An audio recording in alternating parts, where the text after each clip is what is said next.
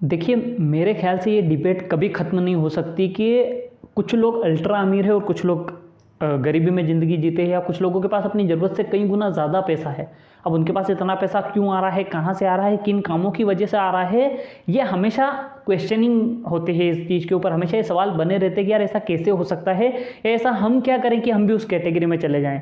तो कई सारी रिसर्च, कई सारी स्टडी इसके ऊपर होती रहती है, कई सारे वीडियो में ऑलरेडी क्रिएट कर चुका हूँ। लेकिन आज और एक महत्वपूर्ण टॉपिक मैं आपसे चर्चा करने वाला हूँ जो आपकी बड़ी हेल्प करेगा इस चीज़ में कि आखिर अमीर लोगों के पीछे, उनकी वेल्थ के पीछे, या इतना पैसा वो लोग अर्न कर पा रहे हैं, या वो इतनी ऊंचाइयों पर किस लिए जा पा रहे हैं, किन कारणों की वजह से वो लगातार इतना रेवेन्यू, इतनी असेट्स और इतना वेल्थ क्रिएट कर पा रहे हैं कि कई सारे लोग मिलकर इतना नहीं कर पाते जितना वो अकेले बिल्ड कर रहे हैं। उसका सबसे बड़ा कारण एक जो निकल कर आया है, एक सबसे बड़ा रीज़न जो निकल कर आया है, वो निकल कर आता है कि उन लोगों के पास अपना एक नेटवर्क होता है।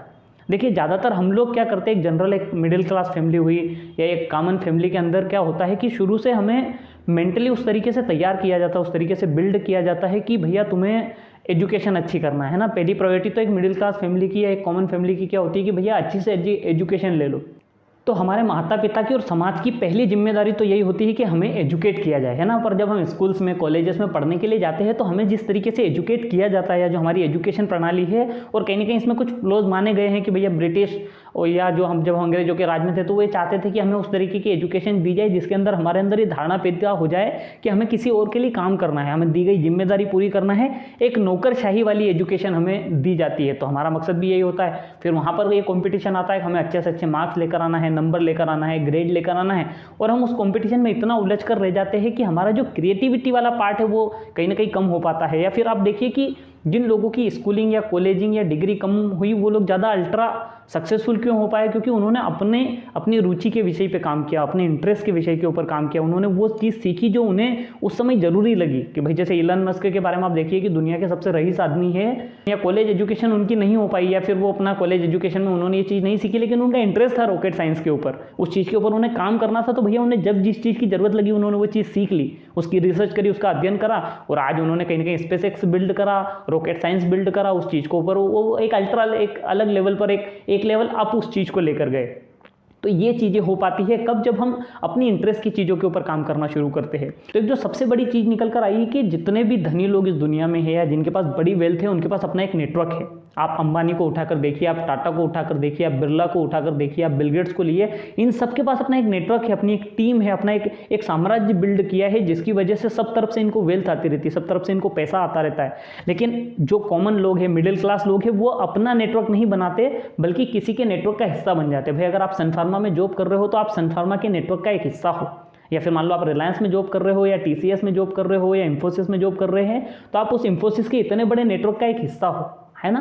तो ज़्यादातर हमें इस तरीके से प्रिपेयर किया जाता है कि हम किसी नेटवर्क का हिस्सा बने। लेकिन अगर आपको वेल्थ बिल्ड करना है तो आपको अपना नेटवर्क प्रिपेयर करना होगा। उसकी शुरुआत कहीं से भी की जा सकती है। मैं ये नहीं कह रहा हूँ कि आप वापस से टाटा बिल्ड करिए, या आप वापस से रिलायंस बिल्ड करिए, या वापस से आप माइक्रोसॉफ्ट बिल्ड करिए।